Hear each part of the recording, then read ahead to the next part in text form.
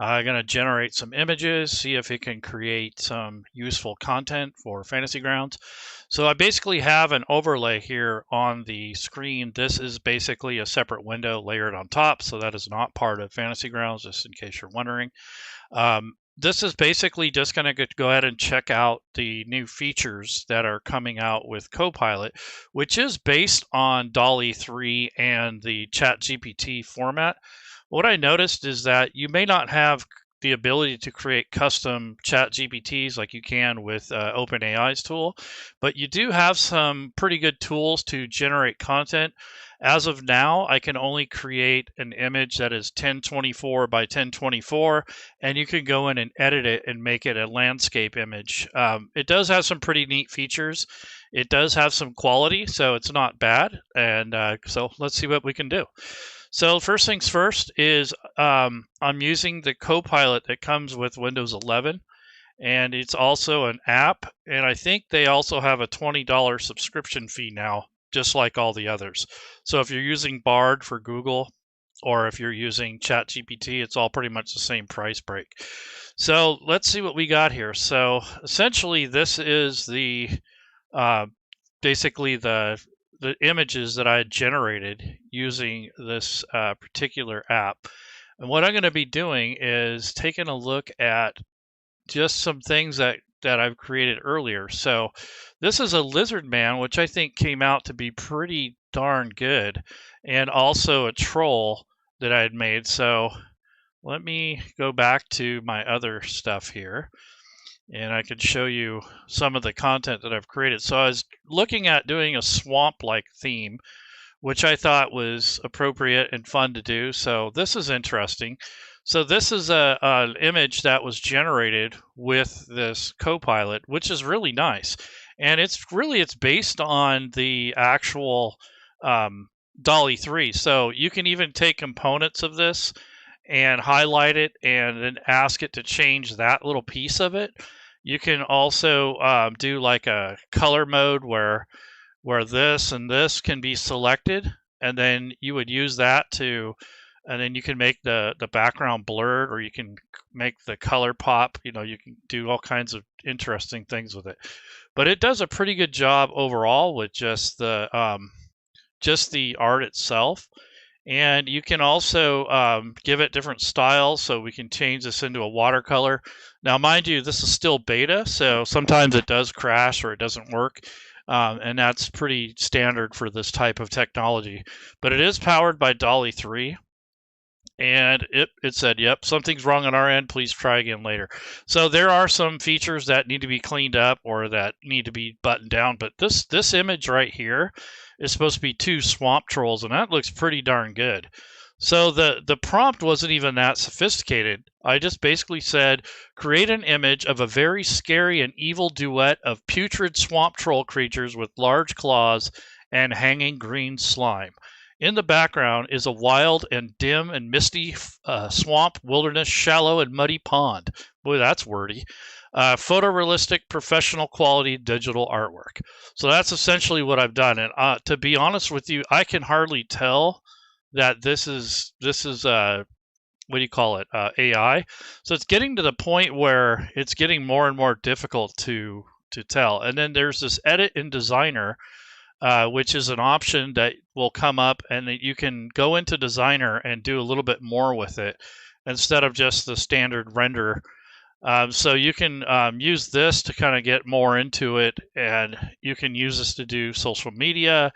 I think eventually you'll be able to do PDFs, all kinds of things. But for the time being, it's going to allow you to jump straight to their Designer, which I believe is going to be like a competitor to Canva, those sort of things, but I'm not sure. So without further ado, I'm going to take this image, and if I can, I'm going to download it. So it's going to let me download the picture. And then if you want to change the orientation, there is a button on here, I believe, that you can change. Yeah, so there's low poly. You have origami style, claymation. So those are just different styles that you can use. And then you have a share button. You can read this aloud. So there's a lot of stuff here. So here's like a lizard man that I generated, kind of the same theme. So let's see what we got here. So this looks pretty good, fairly promising. So this is a lizard man warrior. So that's pretty cool. So again, I could download that.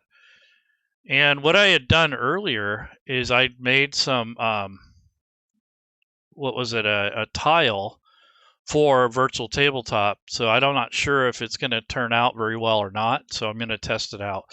But this is a tile that you can use in Fantasy Grounds. And I don't know if it's going to turn out correctly because quite often these do not have the proper scale. And as you can see, it already has like a grid painted on it. So that may not be useful. So again, no matter which program I've used, these tend to not work out so well. So making maps and tiles are kind of iffy. This would work in a pinch if you just wanted to lay something down in Fantasy Grounds, but I'm going to check out the scale and see if it actually scales properly, because that would be useful, even though it's not perfect. As long as it's scaling properly, that's really what I would be looking for. And otherwise, it's kind of useless or pointless to me. So here's another one where it actually took and made 4 tiles, which is interesting. But there again, I don't know if these are scaled properly, because the way this is offset on this image already makes me think it's not going to work. So let's go ahead and see what we would do with that. So I'll take that and download it. And what I'm going to look at is the actual scale and see what it looks like in Fantasy Grounds. But there's some pretty good artwork coming out that can be useful for, especially if you're doing like a personal game or one-shots or like lots of homebrew. You're going to have a lot of tools coming up here in the next several years. So I don't think AI is going to go away. It's pretty much here to stay. I'm just really trying to wrap my head around what tools are useful, what the limitations are, that sort of thing. I don't necessarily want to replace someone's job or their particular, their well-being. But if you're going to need something quickly and you don't want to wait a year for a commission or whatever the length terms are, I mean, this is a good alternative, especially if you're just using it for personal use. You're not really selling it so much. And I think this is a good alternative for homebrew GMs, people that just need a quick asset or something to fill out their game if they need it. But I'm going to go ahead and grab some of the content that I've just created with the Copilot AI. So it works a lot like ChatGPT. I don't think there's as much capability yet, but again, it's pretty new, and they're kind of building it on top of ChatGPT, kind of putting their own twist on it. I do like some of the extra features that don't come with ChatGPT, but still, I still think that ChatGPT has a little bit of an edge over it, and no pun intended, but it's just kind of a matter of taste too, so we'll see what happens. And if you guys haven't noticed, there are some changes that have come down recently in the test channel. So if you like Fantasy Grounds and you want to check out the new features, if you are comfortable with Fantasy Grounds and you know about the test channel for the beta, you can try out some of the new features. And then I guess they're going to release some new dice eventually. I think it was hearts and stars and skulls and shamrocks or clovers or something like that. And then they also have the new 2D, 3D view. You have a map ping, and I think there is a new reference manual view, like for book view. And then there's also the WASD keys instead of that little compass thing that we got over here on the right corner. Now you have a directional thing, so that'll help if you use a trackpad or a magic mouse. So anyways, there's some pretty cool stuff coming up in the Fantasy Grounds. So I'm going to copy and paste some of these images into Fantasy Grounds and see what they look like. So whenever you add images to Fantasy Grounds, like right now, this is kind of a clean campaign. But I'm going to open up the assets window, which is this little puzzle-like piece on the right. And I want to go to images. So click on images and then go to folder. And then it'll pop up with a folder screen, or in this case, and this is the back end. So this is my campaign name, and then this is a subfolder called images. And one of the things that you'll notice is that you should title or retitle your images, because quite often they're either too long or they don't make any sense. So after a couple days, you might forget what the heck it is that you created. And so I'm going to go ahead and take the time and the liberty to rename these. So here's the Swamp Trolls. This one was the Lizard Man. So this is an important step in organizing Fantasy Grounds. So if you're kind of getting lazy about it, you might end up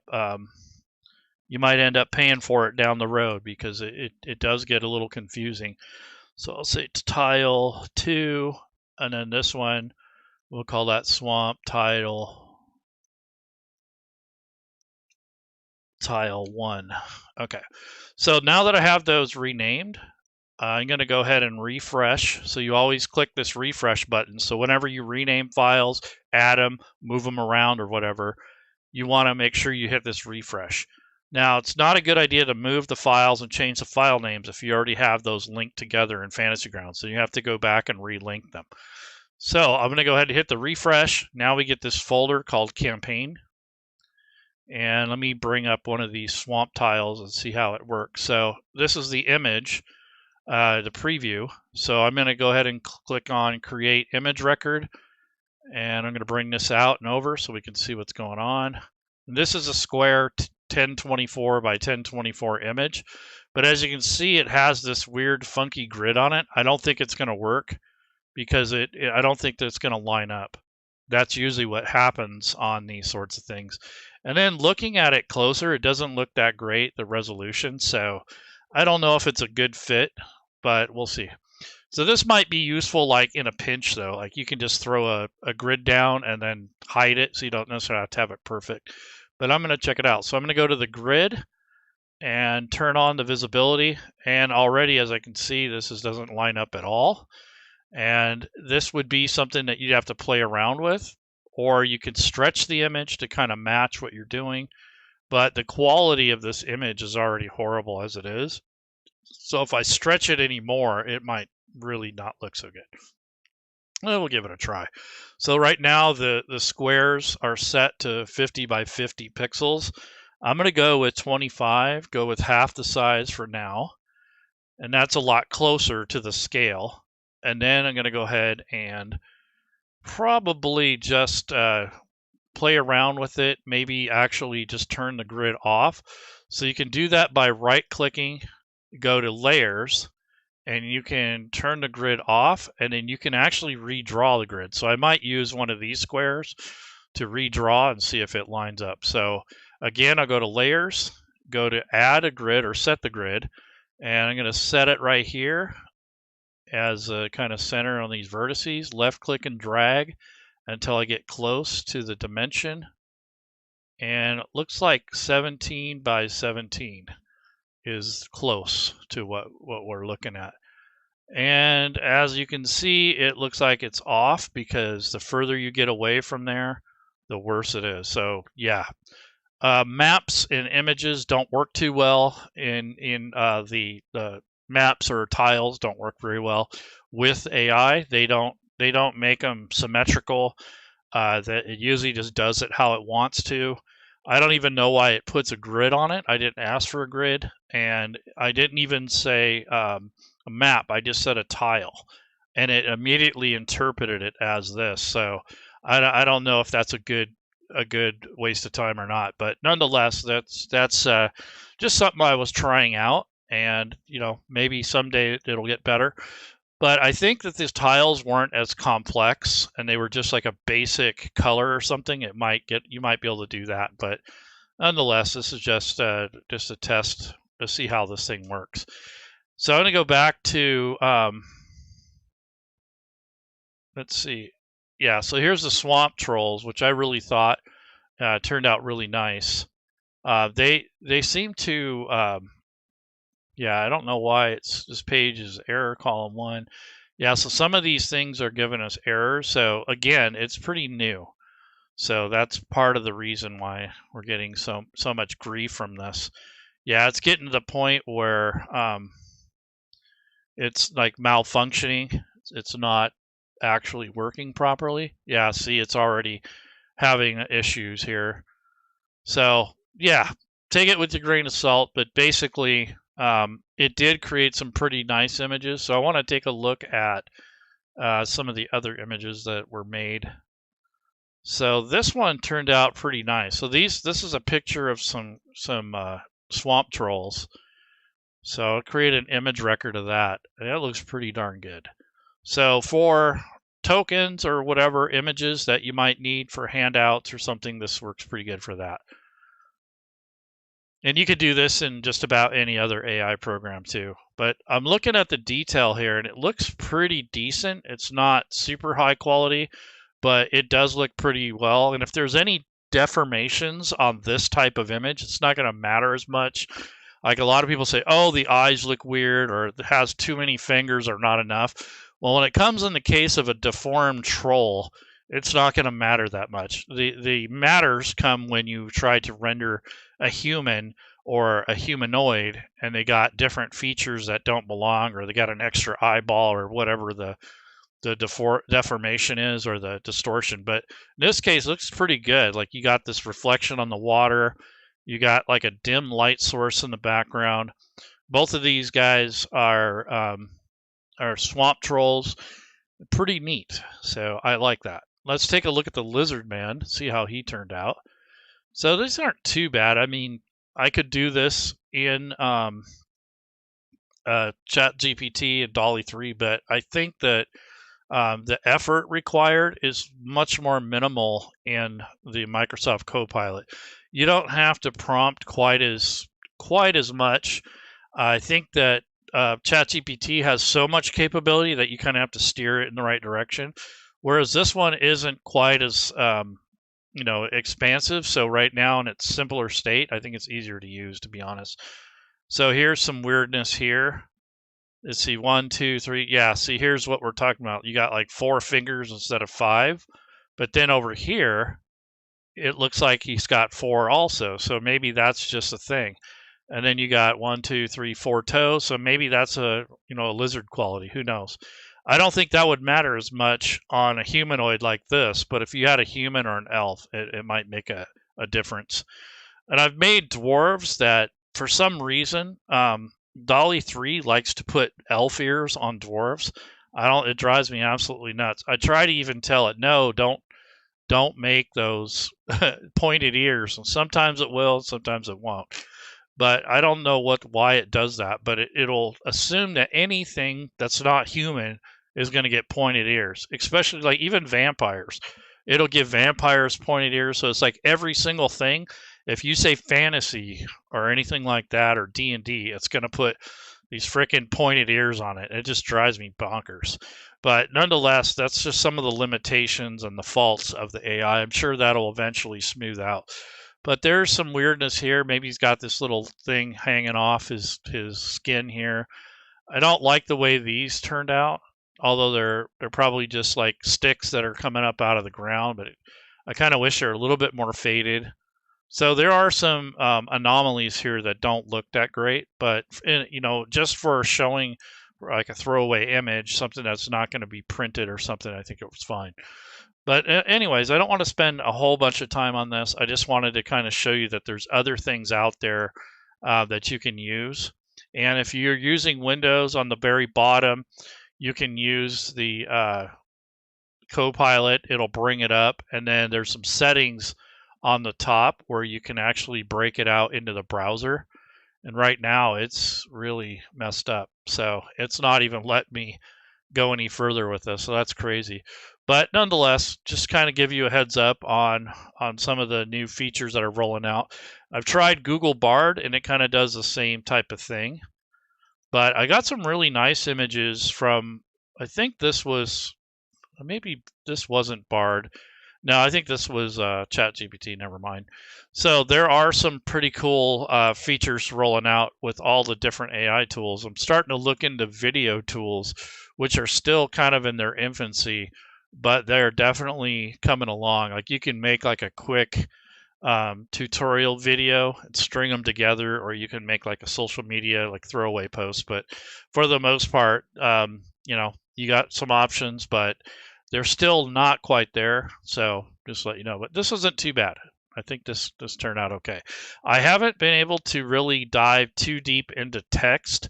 I have created some story entries and some content that's related to adventure design, but I haven't been able to really get it to conform to any sort of format. Although I've given it examples, it still tries to kind of do its own thing. But it does do well assisting with writing, but it's kind of all over the place. So I don't know if there's a way to rein that in or not. Maybe I'm not using it right. I don't know. But it's definitely something that you'd have to get used to. ChatGPT works better because you can kind of upload your own parameters and your own templates, whereas Copilot and Bard, you're kind of willy-nilly Wild West there. You might get something good out of it, you may not. And it kind of reminds me of the earlier days when using the ChatGPT when it first, like 3.5, basically. So anyways, you guys take care, have a good night, and